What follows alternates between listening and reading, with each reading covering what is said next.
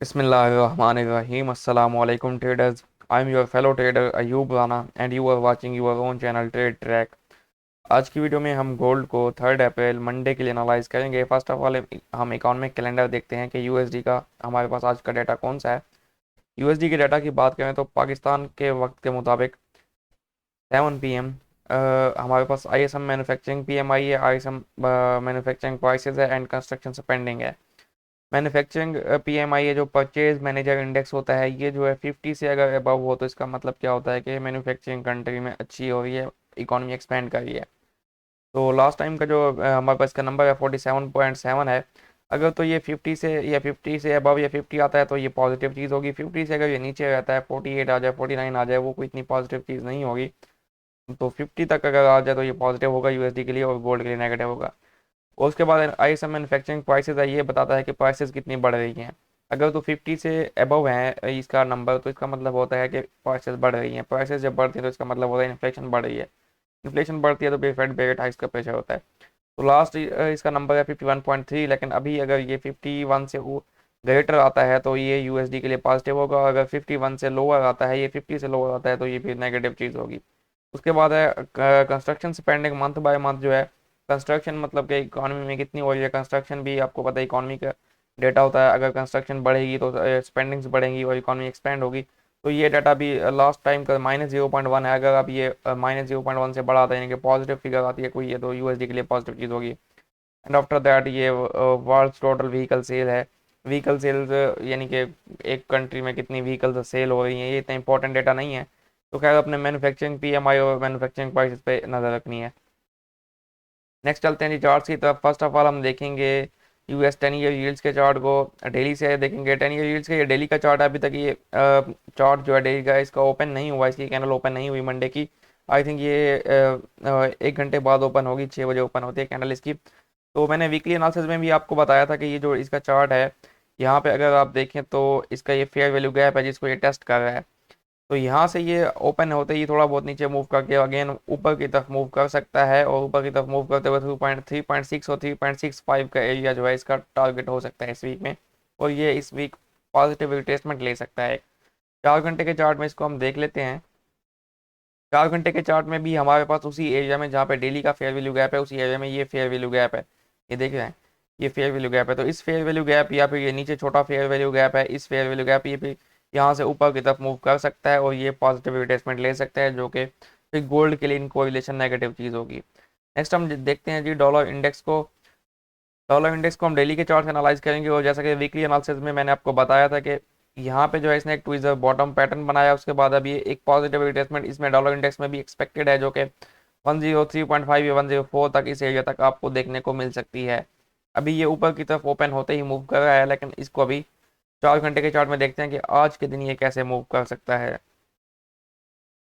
Dollar index की आज की मूवमेंट की बात करें तो यहाँ पे जहाँ पे ठहरा है इससे ऊपर जो है हमारे पास 103 से 103.11 के पास हमारे पास ये 4 घंटे का ऑर्डर ब्लॉक है। इस ऑर्डर ब्लॉक से ये रिजेक्शन लेके थोड़ी रिट्रेसमेंट ले सकता है। नीचे रिट्रेसमेंट लेते हुए क्या होगा, ये जो ऑर्डर ब्लॉक था जिसको इसने ब्रेक किया है, ये देखें, ये अब ब्रेकर के एज ए ब्रेकर काम करेगा। तो ये इस ऑर्डर ब्लॉक ऊपर वाले ऑर्डर ब्लॉक से रिजेक्शन लेके नीचे ब्रेकर में इन होके यहाँ से फिर अगेन ऊपर की तरफ मूव कर सकता है। यानी कि अभी ये थोड़ा नीचे मूव करके अगेन इसका जो डे की कंटिन्यूएशन होगी वो अपवर्ड मूवमेंट होगी, क्योंकि इसमें भी पॉजिटिव रिट्रेसमेंट एक्सपेक्टेड है हमें। चलते हैं जी गोल्ड के चार्ट की तरफ। गोल्ड के चार्ट को एनालाइज करने से पहले मैं एक चीज़ डिस्कशन करना चाह रहा था, क्योंकि बहुत से लोग जो है ना ऑयल में या फिर दूसरे पेयर्स में ट्रेड करते हैं, गोल्ड में भी करते हैं, तो वीकली ट्रेड होल्ड करते हैं। देखिए आपकी और मेरी जो अकाउंट इक्विटी है इतनी ज़्यादा नहीं होती कि हम जो है एक पोजिशनल ट्रेड ले सकें। मैं पर्सनली अपनी बात कर रहा हूँ, मेरी तो इतनी नहीं होती, तो मैं पोजिशनल ट्रेड नहीं लेता। आप पहले फर्स्ट ऑफ ऑल अपना ट्रेडिंग स्टाइल चूज कर लें कि आपने कौन सी ट्रेडिंग करनी है, पोजिशनल करनी है या फिर इंट्राडे करनी है। इंट्राडे करनी है तो इंट्राडे में ये होता है 30-50 पिप्स का स्टॉप लॉस ले, 100-120 पिप्स का टेक प्रॉफिट लें। जैसे स्टॉप लॉस हिट हो एग्जिट हो जाए, ट्रेड के पीछे मत पड़ जाए, उसको होल्ड मत करें। अकाउंट आपके वॉश हो जाते हैं, आपके अकाउंट होते हैं 100, 200, 500, 1000 के, ठीक है। और वीकेंड पे होल्डिंग तो मैं बिल्कुल भी रिकमेंड नहीं करता। क्यों? क्योंकि वीकेंड पे जब आप होल्ड करते हैं तो कोई भी अनसर्टेनिटी, वीक के 2 दिन होते हैं सैटरडे संडे, उनमें कोई भी अनसर्टेनिटी, कोई भी ऐसा इकोनॉमिकल इवेंट हो सकता है, कुछ भी हो सकता है, तो उससे मार्केट्स या तो गैप में ओपन हो सकती हैं या ओपन होते ही कोई लंबी मूव दे सकती हैं जिससे आपके अकाउंट वॉश हो सकते हैं। तो ये चीज़ पहले आप डिसाइड कर लें कि आपने कौन सा ट्रेडिंग स्टाइल करना है, और ये ट्रेडिंग स्टाइल आपके सोचने पे भी डिपेंड करेगा, दूसरा ये आपके अकाउंट इक्विटी पे भी डिपेंड करेगा। पोजिशनल ट्रेड करनी है उसके लिए आपको अकाउंट बैलेंस अच्छा चाहिए होगा, ताकि आप अपनी ट्रेड लॉस में भी होल्ड कर सकें, क्योंकि आप पोजिशनल ट्रेड होगी वो एक हफ्ता 2 हफ्ते या 1 महीना भी चल सकती है, ठीक है। इंट्राडे करनी है अकाउंट बैलेंस, उसके लिए अगर आपका कम है या फिर आपका वैसे ही इंट्राडे करना चाहते हैं, इंट्राडे में आपने 100-200 पिप का टीपी रखना है, 50-40 पिप का एसएल रखना है, ठीक है। जैसे ही एसएल हिट हो या टीपी हिट हो आपने एग्जिट हो जाना है, ट्रेड के पीछे नहीं पड़ना, उसको लंबा होल्ड नहीं करना, वो वीकेंड पे तो बिल्कुल भी होल्ड नहीं करना। जैसे कि ऑयल को आज के दिन देखे तो ऑयल जो है 72 से 80 पे ओपन हुआ है, $8 यानी कि 800 पिप्स वो उसने गैप दिया है। अब जिनकी वहाँ पे सेल लगी हुई थी, लोगों ने सेल रिकमेंड भी की हुई थी, लेकिन मैं हमेशा आपको कहता हूँ कि मैं जो लेवल रिकमेंड करता हूँ वहाँ पे कंफर्मेशन देखनी होती है। कंफर्मेशन की वीडियो भी कल मैंने अपलोड की है, अगर आपने अभी तक नहीं देखी तो ट्रेड कंफर्मेशन लाजमी देख लें। तो कंफर्मेशन के बगैर एंटर नहीं होना होता, और ऑयल में कोई कंफर्मेशन नहीं थी।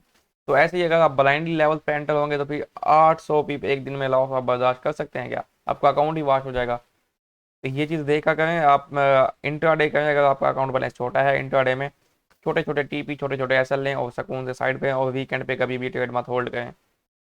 आ जाते हैं जी गोल्ड के डेली एनालिसिस पे। गोल्ड का जो डेली का चार्ट है, यहाँ पे अगर हम देखें तो गोल्ड ने ये एक छोटी सी रेंज बनाई हुई है।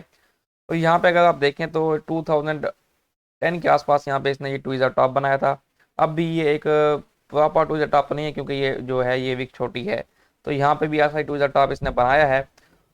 अब जो है आपको गोल्ड वापस दिखाई दे सकता है 1975 से 80 के एरिया में। यहाँ से आपको एक सेलिंग देखने को मिल सकती है, जो कि अगर आप लंबी होल्ड करना चाहें तो आपको 1920-30 तक मिल सकती है। अदरवाइज इंट्राडे में आप इसको 40-50 तक कट कर सकते हैं। डेली का बायास हमारा आज इसमें बेरिश होगा, क्योंकि इन कोरिलेशन भी ये नेगेटिव दिखाई दे रहा है यूएस 10 यील्ड्स और डॉलर इंडेक्स के कोरिलेशन से। 4 घंटे के चार्ट में देखते हैं आज के दिन हम इसको कहाँ से कैसे ट्रेड करना चाहेंगे। अच्छा, ये 4 घंटे का चार्ट है। इसमें देखें तो गोल्ड जो है ओपन होते ही नीचे आया है, और ये जो कैंडल है ये सुबह 2 बजे ओपन हुई है। अभी जो है 5 बज का कुछ टाइम है, तो ये 6 बजे क्लोज होगी पाकिस्तान वक्त के मुताबिक। 6 बजे ये अभी आधे घंटे में ये कैंडल क्लोज हो जाएगी। जब ये कैंडल क्लोज होती है तो 4 घंटे में ये फेयर वैल्यू गैप बन जाएगा, ठीक है। अब फेयर वैल्यू गैप बन जाएगा, और ये 4 घंटे का ऑर्डर ब्लॉक है, बुलिश ऑर्डर ब्लॉक। यहाँ से एक रिट्रेसमेंट एक्सपेक्टेड है। अगर 5 मिनट में शिफ्ट स्ट्रक्चर मिलता है तो इस एरिया से छोटे से एसएल के साथ, यानी कि मैक्सिमम 30 पिप्स के स्टॉप लॉस के साथ आप एक रिस्की बाय एंट्री ले सकते हैं, क्योंकि ट्रेंड सेल का है, बाय रिस्की होगा। लेकिन 30 पिप्स का स्टॉप लॉस अगर आप ले सकते हैं तो आप यहाँ से बाय कर सकते हैं, लेकिन 5 मिनट का स्ट्रक्चर ब्रेक होने के बाद, ठीक है। वो मैं आपको बता दूंगा अभी वीडियो में कैसे ब्रेक होगा। तो ये आपकी जो ट्रेड है ये यहाँ से जाएगी 1970 तक। 1970 से 72 का, 72 से ये आपका 76 का एरिया है। ये 4 घंटे का फेयर वैल्यू गैप है। इसमें आपको कोई कंफर्मेशन हो, 5 मिनट का स्ट्रक्चर ब्रेक हो, तो यहाँ से आपकी सेल बनेगी, जो कि आपको 1955 आपका प्रॉफिट टारगेट फर्स्ट होगा, एंड देन आपका प्रॉफिट टारगेट जो है 1948 या 44 तक हो सकता है आज के दिन। फिर उसके बाद जो है आपके पास ये एक लेवल है, इंपॉर्टेंट लेवल। यहाँ पे अगर आप देखें तो 1942 से 1937, 1942 से 37 का ये लेवल है। इसमें जब ये गोल्ड यहाँ से अगर गिर के आता है आज के दिन, तो यहाँ पे अगर आपको 5 मिनट का स्ट्रक्चर ब्रेक मिलता है तो यहाँ से भी आप 150 पिप ले सकते हैं बाय में। तो ये दो लेवल्स मैंने आपको बताए हैं आज। सेलिंग के लिए मैंने आपको बताया 4 घंटे का ये फेयर वैल्यू गैप बनेगा 1969 से 1975, और बाइंग के लिए 1942 से आपके पास 1937 का एरिया। अगर तो कंफर्मेशन होती है 5 मिनट का ब्रेकअप स्ट्रक्चर होता है तो फिर आप बाय करें। ब्रेकअप स्ट्रक्चर का अगर आपको नहीं पता तो 2 दिन पहले मैंने वीडियो अपलोड किया है, how to take a trade, यानी कि आपकी ट्रेड, आप एक ट्रेड कैसे लेंगे और स्टॉप लॉस कहाँ पे रखेंगे। वो ट्रेड आप वो वीडियो लास्ट में देखिएगा, उससे आपको मदद मिलेगी ट्रेड लेने में। नेक्स्ट देखते हैं इसको 1 घंटे के चार्ट में। अब 1 घंटे के चार्ट में, 4 घंटे के चार्ट में एक और चीज़ मैं आपको यहाँ पे एक्सप्लेन करता हूँ। 4 घंटे के चार्ट में मैं इसको आपको बेरिश क्यों बता रहा हूँ सर। वैसे वीकली चार्ट एनालिसिस में मैंने आपको बताया था। यहाँ पे देखें ये स्विंग बना था 4 घंटे का स्ट्रक्चर लेवल, इसको इसने ब्रेक किया। इस कैंडल से ब्रेक करने के बाद स्ट्रक्चर जो है शिफ्ट हो चुका है 4 घंटे का। अब हमें 4 घंटे में सेल दिखाई दे रहा है, तो हम इसको यहाँ से सेल करना चाहेंगे, ठीक है।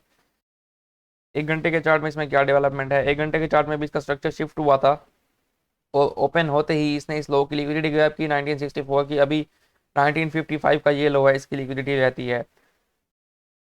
अब अगर ये यहाँ से रिट्रेसमेंट लेता है तो 1 घंटे के चार्ट में जो हमारे पास लेवल्स हैं, वो हमारे पास 1 घंटे का फेयर वैल्यू गैप है 1972 से 75, और ऑर्डर ब्लॉक है 1 घंटे का 1978 से 1980। तो 1 घंटे के मुताबिक 72 से 80 का जो एरिया है ये आपका सेलिंग एरिया है। 72 से 80 का एरिया ये आपका सेलिंग एरिया। अगर इस एरिया में आपको कहीं भी 5 मिनट का स्ट्रक्चर ब्रेक मिलता है तो आप सेल करें, सेल करके लेटेस्ट स्विंग हाई पे अपना स्टॉप लॉस दें और प्रॉफिट टारगेट आपका इसमें कम से कम 1955 और उसके बाद 1944 45 के आसपास हो सकता है। ये आज के दिन की सिचुएशन हो सकती है। जो अभी मैं 4 घंटे के चार्ट में आपको बाइंग बता रहा था इस बुलिश ऑर्डर ब्लॉक से, ये जो ऑर्डर ब्लॉक है आपका 1958 से 50 का, इसमें आपने ब्रेकअप स्ट्रक्चर देखना है। वो कैसे देखना है, आप देखें 5 मिनट के चार्ट में मार्केट यहाँ से गिरती हुई आई है, ये देख रहे हैं गिरती हुई आई है, मार्केट ने ये स्विंग बनाया, ये स्विंग बनाया, ये स्विंग बनाया, अभी तक कोई स्विंग ब्रेक नहीं हुआ। ब्रेकअप स्ट्रक्चर कब होगा मार्केट का, जब आपके पास 5 मिनट की कैंडल 1961.7 के ऊपर क्लोज हो। ये स्विंग है, 5 मिनट का स्ट्रक्चर लेवल है, इसके ऊपर 5 मिनट की कैंडल क्लोज हो तो नीचे आप इसको यहाँ पे रिट्रेस करता हुआ देखें तो यहाँ से बाय कर सकते हैं, जो कि आपकी 1970 तक ट्रेड चल सकती है। बाय इसकी होगी क्योंकि ट्रेंड सेल का है। 20 पिप स्टॉप लॉस अगर आप ले सकते हैं तो इस स्विंग के स्टॉप लॉस रखें, फिर आप बाय कर सकते हैं। लेकिन पहले ये स्विंग ब्रेक होना चाहिए, ये वाला स्विंग ब्रेक होगा तो आपकी यहाँ से बाय बन सकती है। फिर असल जो आपकी मेन ट्रेड है आज के दिन वो ऊपर से सेल की है। उम्मीद है आपको अच्छे से समझ आ गया होगा, लेवल्स भी और एनालिसिस भी। And after all thank you for watching and good luck for your trades. अल्लाह हाफिज़।